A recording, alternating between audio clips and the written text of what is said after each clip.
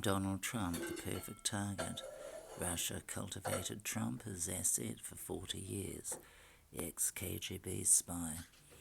The KGB played the game as if they were immensely impressed by his personality.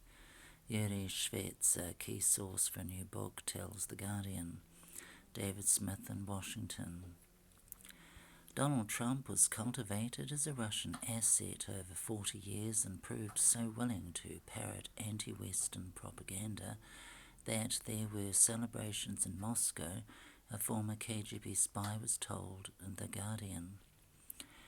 Yuri Shvets, posted to Washington by the Soviet Union in the 1980s, compares the former US president to the Cambridge Five, and they were fucking homosexual.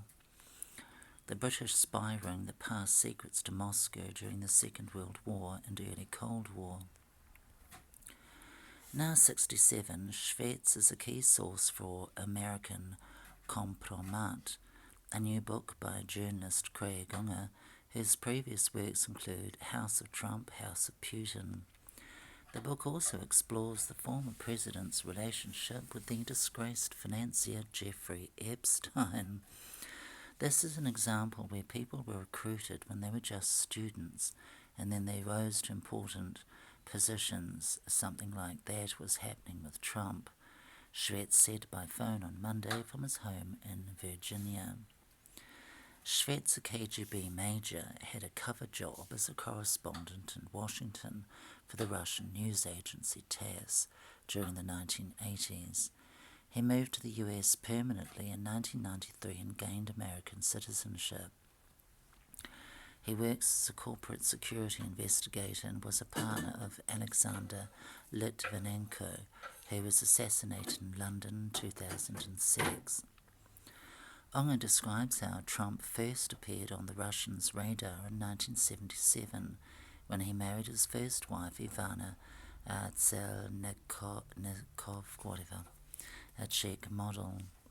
Trump became the target of a spying operation overseen by Czechoslovakia's intelligence service in cooperation with the KGB. 3 years later, Trump opened his first big property development, the Grand Hyatt New York Hotel near Grand Central Station. Trump bought 200 television sets for the hotel from Semyon Kislin, a Soviet emigre who co-owned Joy Lud Electronics on Fifth Avenue. According to Shvets, Joy Lud was controlled by the KGB and Kislin worked as a so-called spotter agent who identified Trump, a young businessman on the rise, as a potential asset. Kislin denies that he had a relationship with the KGB. Then in 1987, Trump and Ivana visited Moscow and St. Petersburg for the first time.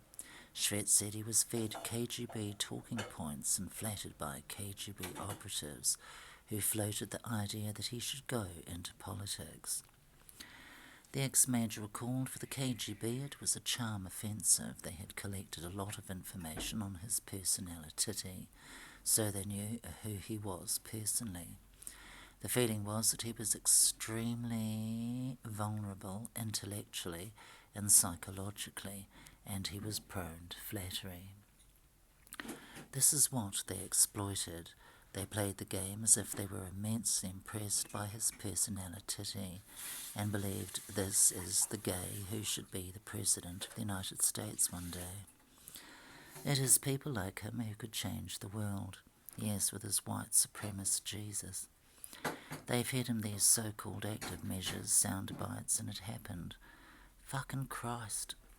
So it was a big achievement for the KGB active measures at the time. Soon after she returned to the US, Trump began exploring a run for the Republican nomination for president and even held a campaign rally in Portsmouth, New Hampshire. On the 1st of September, he took out a full-page advert in the New York Times, Washington Post, and Boston Globe, headlined, "There's nothing wrong with America's foreign defense policy that a little backbone can't cure." The ad offered some highly unorthodox opinions in Ronald Reagan's Cold War America, accusing Allied Japan of exploiting the US, and expressing skepticism about US participation in NATO. It took the form of an open letter to the American people on why America should stop paying to defend countries that can afford to defend themselves. The bizarre intervention was cause for astonishment and jubilation in Russia. A few days later, Shvets, who had returned home by now, was at the headquarters of the KGB's first chief directorate in Yasenevo, where he received a cable celebrating the ad as a successful active measure executed by the new KGB asset.